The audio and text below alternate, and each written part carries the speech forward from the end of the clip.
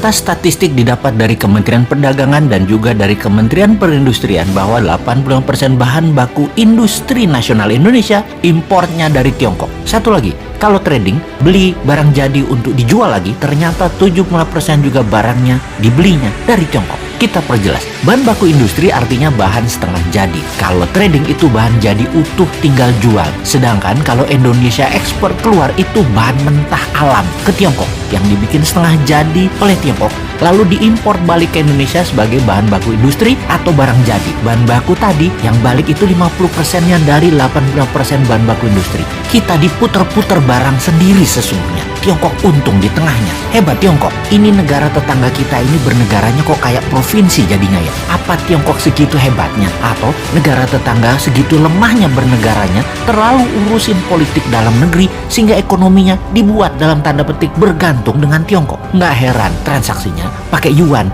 Baru ngeh saya juga. Multi currency atau mata uang yang berlaku di banyak negara seperti yen, dolar, dan euro memang tidak diperlukan kalau kayak gitu. Ya itulah kenapa istilah provinsi itu muncul. Timur nih, kalau Newman yang pegang mandat, 90% kebutuhan negaranya tergantung rupiah dan barang dari Indonesia. Jadi tanpa perlu diintegrasi penyatuan kembali Timur ke wilayah Indonesia, ya Timur sudah jadi provinsi lagi. Sama seperti Gajah Mada menyatukan Nusantara juga bukan pakai military approach, tetapi pakai economic approach, pakai emasnya Majapahit. Atau istilah ini adalah semua dalam buku Akademi Militer namanya kolonialisasi 5.0, seperti yang dilakukan oleh Tiongkok. Kolonialisasi 5.0 pakai yuannya Tiongkok. Itu adalah economic approach. Negara tetangga itu jadinya ya kalah diplomasi, kalah strategi, kalah ekonomi, puncaknya ya kalah kedaulatan.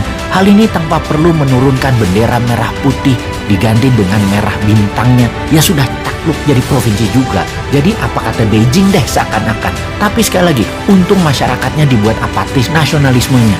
Nggak ngerti kedaulatan, nggak ngerti nation right. Kalau paham sudah biar tuh pejabat yang paling serba bisa itu. Saking baiknya atau nggak ngertinya bernegara pejabat puncaknya, di negara tetangga tersebut ada pejabatnya terbukti meletakkan uang di Pandora Papers aja nggak diapa-apain. Walau kalau ditanya nggak tahu duit dari mana tuh dapatnya pejabat itu. Pejabat loh ya. Rakyatnya kalau udah hal gini cuek. Mungkin sudah kadung cinta dan sudah kadung kena propaganda otaknya oleh ribuan buzzer bahwa anti pemerintah itu pasti kadrun yang kena radikalisme Timur Tengah. Bosman bahkan dibilang kadrun. Lah wudhu aja belum lengkap, ilmu agama tipis dibilang kadrun. Padahal kelompok oposisi yang kerjanya ngeritik tanpa solusi juga dihantam sama Bosman dengan pertanyaan sederhana. Lalu solusinya apa?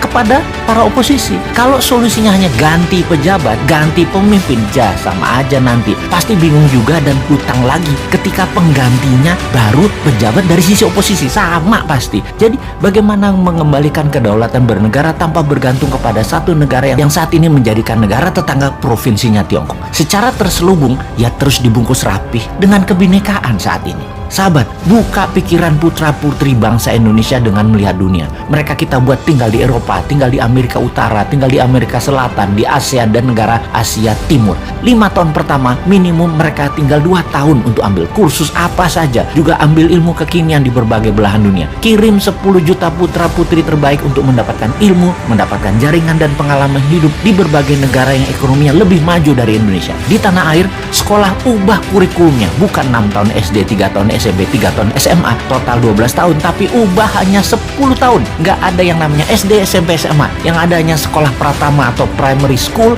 kemudian sekolah kejuruan, universitas, sekolah tinggi, akademi militer, kepolisian, dan lain sebagainya. Selesai sekolah pratama, maka ada wajib militer 2 tahun. Secara teknis, wajib militer selesai dulu, baru 10 juta putra-putri terbaik ini dikirim ke luar negeri dalam 5 tahun ke depan. 10 tahun ke depan, tambah lagi, ada 20 juta putra-putri terbaik ini memiliki nasionalisme yang kuat, berpikir terbuka, pandai, dan membuat banyak perubahan di tanah air tercinta ini hingga menjadi negara berdaulat utuh adalah karena pengalaman mereka selama mereka belajar dan melihat dunia. Itulah bekal untuk Indonesia emas di tahun 2045 versi Newman. Kita tantang yang lainnya, konsepnya mana? Jangan cari populer jual tampang dan kegiatan pakai anggaran Pemda dan anggaran negara dong. Modal sendiri tanpa jabatan, tanpa anggaran pemerintah kalau bisa.